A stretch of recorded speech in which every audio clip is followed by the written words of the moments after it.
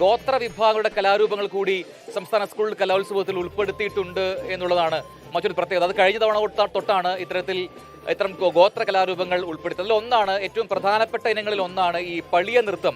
അത് ഇന്ന് അരങ്ങിലെത്തി എന്നുള്ളതാണ്. വിവേകോദയം സ്കൂളിലാണ് ആ വേദി. അവിടെ നിന്നും സുജിത്ത് അയ്യപ്പത് തത്സമയം ചേരുന്നുണ്ട്. സുജിത്ത്, പളിയ നൃത്തം കണ്ടു നിൽക്കാൻ ഒരു രസമാണ്, ഒപ്പം തന്നെ അതിന് ഒരു വലിയ ചരിത്രമുണ്ട്. ഈ ഗോത്ര വിഭാഗങ്ങളുടെ പണിയ വിഭാഗത്തിനുള്ള ഒരു കലാരൂപമാണ് എന്നറിയുന്നു. അപ്പോൾ ഒരു ടീമും സുജിത്തിന്റെ ഒപ്പം ഉണ്ടെന്ന് അറിയുന്നു. എന്താണ് അവരുടെ വിശേഷങ്ങൾ?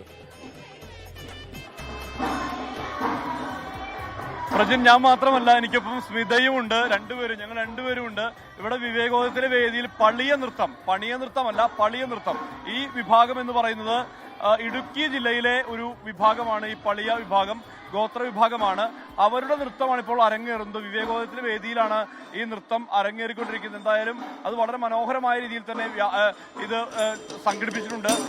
ഇത് ഇവിടെ മാത്രമല്ല, ഇത്തരത്തിലുള്ള നിരവധി ഗോത്ര മേഖലയിലുള്ള ധാരാളം ഇത്തരത്തിലുള്ള നൃത്തരൂപങ്ങൾ അത് പുറം ലോകത്തേക്ക് എത്തി എന്നുള്ളതാണ് ഏറ്റവും പ്രധാനപ്പെട്ട കാര്യം. ഇരുള നൃത്തം, അതോടൊപ്പം തന്നെ മലയപ്പുറയ നൃത്തം, അതോടൊപ്പം അത്തരത്തിലുള്ള ഗോത്ര കലകളുമായി ബന്ധപ്പെട്ട നിരവധി നൃത്തങ്ങൾ ഇതിന്റെ ഭാഗമായിട്ടുണ്ട്. ഇവിടെ ഒരു ഗ്രൂപ്പ് കുട്ടികൾ നമ്മളൊപ്പം ഉണ്ട്. എന്തായാലും ആ കുട്ടികൾക്കൊപ്പം സ്മിത കൂടി ചേരും. കുറച്ചുകൂടി ആ കുട്ടികൾ തൃശ്ശൂരിലുള്ള കുട്ടികളാണ്. എന്തായാലും ഇത് ഈ ഗോത്രകല വലിയ രീതിയിൽ വ്യാപിക്കുന്നതിന്റെ തെളിവല്ലേ ഇതില്ലേ? അതെ, അത് ശരിക്കും അതെ. ഗോത്രകലകള് ഈ മത്സരങ്ങളിൽ ഏർപ്പെടുത്താൻ തുടങ്ങിയപ്പോൾ കൂടുതൽ പേരിലേക്ക് ഇത് എത്തുകയാണ്, പുതിയ തലമുറയിലേക്ക്. അതായത് കണ്ട് എന്ത് ഭംഗിയാ നോക്ക്, ഇഞ്ചയൊക്കെയാണ് അല്ലെ? ഇതിൽ എന്താ നിങ്ങൾ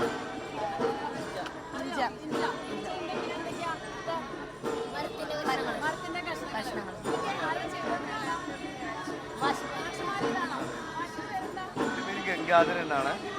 ഞാൻ ഒരു കാര്യം ശ്രദ്ധിച്ചതേ, എല്ലാവർക്കും ഒരേ കോസ്റ്റ്യൂമാണ്, കോമൺ ആയിട്ടുള്ള ഒരു കോസ്റ്റ്യൂമാണ് അവർ ഊരുകളിൽ കളിയും.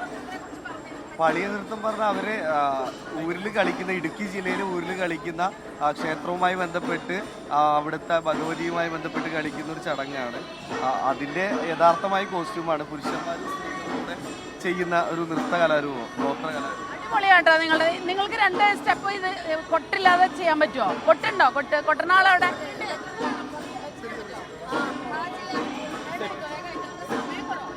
ലൈവാണത്.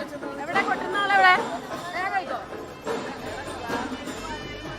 അതെ, പാടിയാ മതി.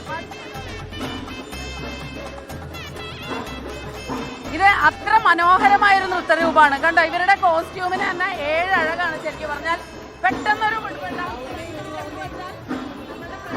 കണ്ടുകൊണ്ടിരിക്കുക നിങ്ങളെ.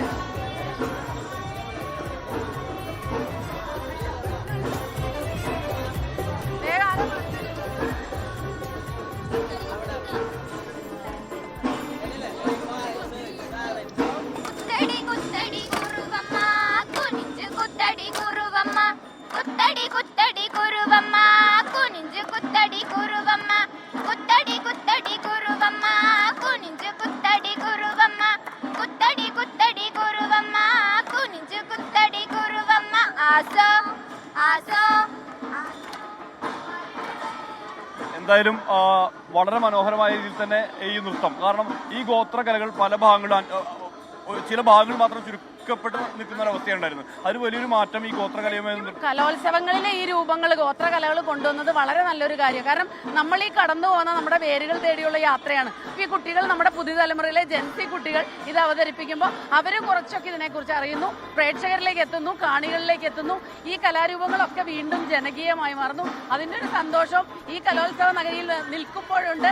അങ്ങനെ ഇതൊക്കെ കണ്ടും കേട്ടും മതിമറന്നും ഞങ്ങളും നടക്കുകയാണ് അല്ലെ? തീർച്ചയായും. കാസർകോട്ടെ മംഗലംകളി, വയനാട്ടിലെ പണിയ നൃത്തം, അതുപോലെ അട്ടപ്പാടിയിലെ ഇരുള നൃത്തം, അതുപോലെ പളിയ നൃത്തം വരുന്നത് ഇടുക്കി ജില്ലയിൽ നിന്നാണ്. അത്തരത്തിൽ അത് തൃശ്ശൂരുകാരായിട്ടുള്ള കുട്ടികൾ അത് പഠിച്ച് അത് അവതരിപ്പിക്കുന്നുള്ള പ്രധാനപ്പെട്ട കാര്യം തന്നെയാണ്. കാരണം ഇത്തരം ഗോത്ര കലകൾ വലിയ രീതിയിൽ വ്യാപിക്കുന്നു എന്നുള്ളതാണ് സന്തോഷം പകരുന്ന കാര്യം. അതാണ് ഈ കുട്ടികൾ ചെയ്തതും. വളരെ മനോഹരമായ രീതിയിൽ തന്നെ തൃശ്ശൂരിലെ ഈ സംഘം ഈ കലാരൂപത്തെ അവതരിപ്പിച്ചിട്ടുണ്ട്.